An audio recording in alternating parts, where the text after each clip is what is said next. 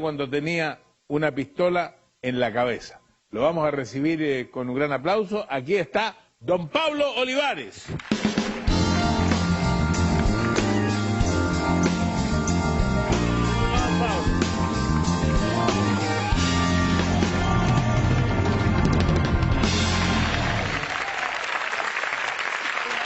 Aquí vamos a conversar entre todos. Don Pablo Olivares es músico, le gusta el heavy metal, es rebelde en su casa. ¿Tú, Martín, no fuiste nunca rebelde en tu casa? Sí, pero no como para tocar heavy metal. Ya, bueno, era rebelde en su casa, se va de su casa y empieza con la vida rebelde. Sí. Y se mete en todo lo malo que alguien se puede meter. Sí. Porque cae en las drogas, en el alcohol y en todo lo que acompaña. Lo que acompaña eso. La noche, digamos. La noche. En total. ¿Y a qué edad comienza? A los 14.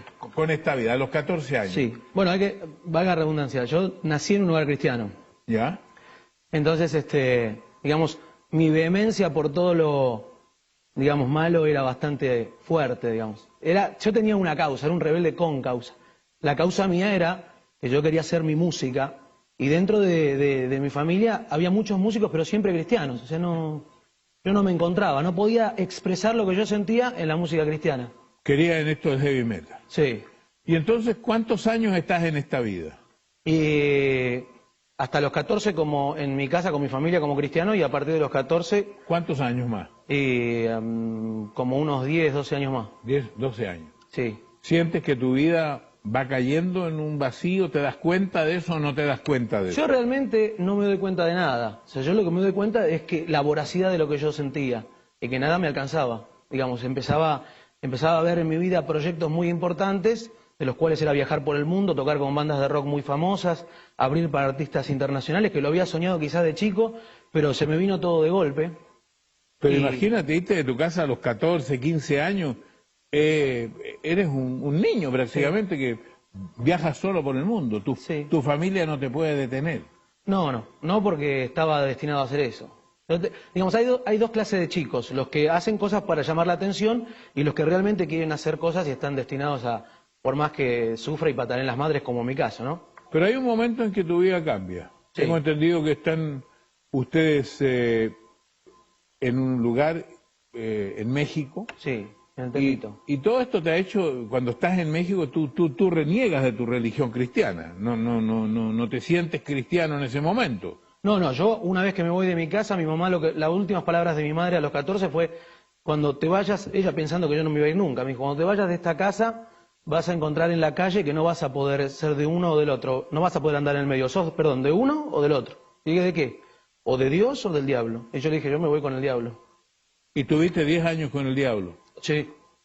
Renegando de tu religión. Sí, porque, don Francisco, usted tiene que entender que en el mundo cristiano, o los creyentes, que entienden del poder de Dios, también conocen del poder del enemigo. Y yo quería utilizar, si bien yo había nacido en un lugar cristiano y entendía ese poder, quería manipularlo a mi favor. Y hay algo que cambia tu vida, hay algo que es un quiebre total. Total, un antes y un después. Llegamos a la Ciudad de México para un evento importante de rock que auspiciaba un canal de música muy famoso y bueno, yo salgo a comprar unos instrumentos y bueno, somos secuestrados, somos abordados por un grupo así comando.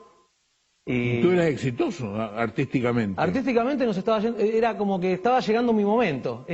Por eso, digamos, era la impresión mía. Digo, ¿por qué? ¿Por qué ahora, no? Porque era mi momento, era mi oportunidad. Después de haber tantos shows. Me están secuestrando con engaños, porque primero me dijo que era un vendedor de instrumentos, muy bien vestido el muchacho. Y yo creo en él, lo sigo. ¿Esto fue en México? En México. Y nos dirigimos hacia una zona donde, bueno, finalmente me terminan secuestrando a mí y a toda la banda. Digamos, salen 5 hombres más y bueno, nos rodean armados. ¿Y qué pasa ahí? De ahí nos llevan a Tepito. Y ahí empieza el verdadero rock and roll. Porque ahí yo dije, bueno, acá no salgo más, acá me matan. Y empiezan a hablar, querer negociar con la compañía discográfica por plata. Y van pasando las horas y yo voy viendo que esto se termina. Y ahí, recién ahí, es donde yo me acuerdo de mi mamá. De su fe, de sus oraciones. En un momento te ponen una pistola en la cabeza. ¿Qué pasa en ese momento? Bueno, él ya no puede negociar más y me apunta, yo estoy todo tatuado, entonces él se sentía todo el tiempo como que físicamente yo lo agredía, no sé por qué, pero no había conexión con él. El resto de la banda no los provocaba tanto, pero a mí es como que el castigo era todo el tiempo conmigo. Entonces me apunta a la cara y me dice, ¿crees en Dios? Y yo digo, pero adentro mío pensé, ¿por qué a mí? Porque no le pregunta a todo el resto de mis músicos que son ateos, ¿por qué a mí? Yo que escondí todo mi pasado, nadie sabía que yo había nacido en un hogar cristiano, y encima yo era el más salvaje de todos dentro del ambiente del rock. Y entonces no sabía qué responder y de adentro del estómago me sale decirle sí. Y cuando le dije que sí me dio miedo haberle dicho que sí, que creía. Y me tapé la cara y dije, bueno, acá me voy. Y por lo contrario, esperé y cuando lo vuelvo a mirar, el muchacho me hace con el arma, me dice, si me hubieras dicho que no, te hubiera matado. Se guardó el arma y salió de la habitación. Empezó a discutir con el resto de los secuestradores. Y ahí yo siento un cambio en mí, físico. Empecé del frío y del terror que sentía, empecé a sentir un calor y no entendía y dije, Dios está acá conmigo. ¿Por qué? No entendía por qué. Y era muy fuerte. De hecho, pasaron un montón de otras cosas más. Cuando nos están liberando, otra banda de secuestradores y narcotraficantes entran al barrio y nos quieren matar y estos mismos hombres que nos estaban secuestrando nos defienden. Una locura total. No paraba la odisea, pero adentro mío había algo muy fuerte, un calor, una energía que era totalmente, no la había vivido en mi vida. Si bien había nacido en un hogar cristiano, me había bautizado, nunca lo había sentido. Y empecé a recordar todo eso. Pero la pregunta era, ¿por qué a mí? Si yo hice todo mal y me gustó, ¿por qué a mí? Porque hay gente que hace las cosas malas y dice, no, yo hacía cosas malas y ahora me siento mal. No, a mí me gustaba, yo hacía cosas malas y me gustaba. O sea, lo que supuestamente para la religión y para la fe eran malas, a mí me gustaba. Entonces yo le decía eso a Dios. Mientras corría por esos pasillos le decía, ¿por qué a mí? Entonces, bueno, más tarde nos liberan. Logramos llegar al hotel, ahí estaba la gente, la policía, la gente de la embajada, y nadie se atemorizaron, así que nadie nos dijo nada, entramos, llegamos a la suite, y yo me arrodillo en el baño y le digo a Dios, ¿por qué? ¿Por qué a mí? Y entra mi manager y me dice, mira, tenemos que bajar, hay que hacer la denuncia, la gente de la policía, le digo, no voy a hacer ninguna denuncia. Me dice, mira, acá hay 25 shows, no sé cómo te vas a arreglar. Y fue la primera vez, don Francisco, que empiezo a hacer otro Pablo. Y le respondí, bueno, mira, Dios se va a encargar de esos juicios. Ellos empezaron a reír de mí, bueno, ahí nos separamos como banda. ¿Volviste a tu casa en Argentina? Me tomo un avión y cuando llego están los periodistas en Argentina, pero bueno, yo les pido por favor que no me interesa hacer una nota de ese estilo. Empiezo a caminar por el aeropuerto de Ezeiza, que es enorme, lleno de gente, una multitud de gente, y en esto veo, en la puerta la veo a mi mamá. Y cuando la veo a mi mamá, yo dije, ¿qué hace esta mujer acá? Me la dejé. Los últimos gritos de mi mamá en mi casa fueron,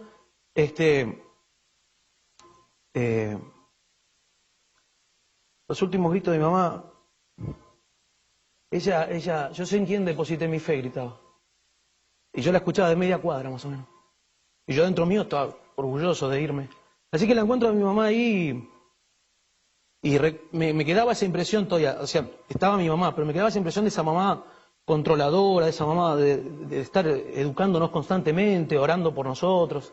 Se dedicó a nosotros, a mí y a mi hermana. Entonces cuando la veo, no me salió a decirle te quiero, mamá, ¿qué haces? ¿Cómo andás? No, me salió a decirle ¿por qué a mí? Lo que me venía preguntando hacía horas atrás del secuestro. Y ella me abraza y me dice, porque yo oré por vos por más de 15 años y Dios hoy a la noche respondió mi oración. Y ahí la abracé. ¿Y eso fue hace cuántos años atrás? 9. 9 años. ¿Tu vida cambió? ¿Te casaste? Sí. ¿Tienes hijos? Tengo hijos. ¿Te has dedicado a la música cristiana? Sí. La verdad que Dios me regaló una vida de nuevo y yo me aferré a esa oportunidad. Si bien mi pasado me perseguía al principio, porque no es fácil. Cuando hablo con los chicos o con los jóvenes les digo, no es fácil, yo no les quiero vender que de la noche a la mañana conoces a Dios y te cambia la vida. Pero cuando conoces a Dios se abre una puerta. Y cuando vos empezás a caminar hacia esa luz, son esos pasos tuyos que vos vas dando, Él te va acompañando y ahí empieza a cambiar.